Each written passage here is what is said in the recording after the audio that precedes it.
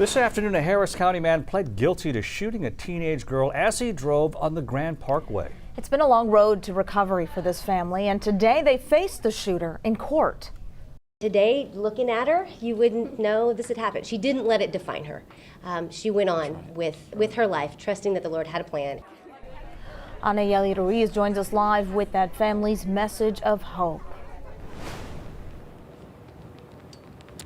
Well, guys, it was a very emotional hearing for this family. They tell us that they had to relive that night. They said on that night they were headed home when a bullet came flying through their car. Surrounded by all of her loved ones, 13-year-old Juliet Davis was in court for the first time. This young rodeo barrel racer was nervous to face the man that changed her life forever. 24-year-old Meyers. Over the last 23 months, I've been waiting for that moment to be able to see him and speak my heart to him. Back on March 26 of 2021, investigators say Meyers fired his gun out of his moving truck while he entered the Grand Parkway near 249. One of those shots hit 13-year-old Juliet, and at that moment, she couldn't feel her legs.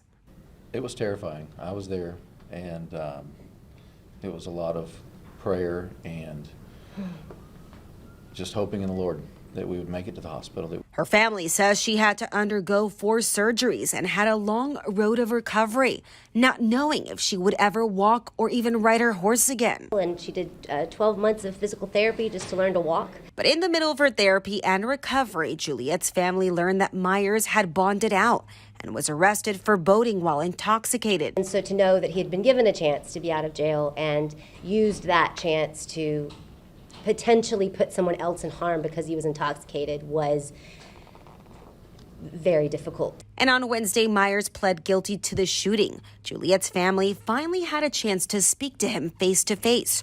Her mother reading that letter to him. I was encouraged that he does show repentance. There was remorse on his face when I was reading those things to him. The judge sentenced Meyers to 8 years in prison, a judgment Juliet and her family are pleased with. We forgive him wholeheartedly and do wish the very best. We do wish that Max will be rehabilitated.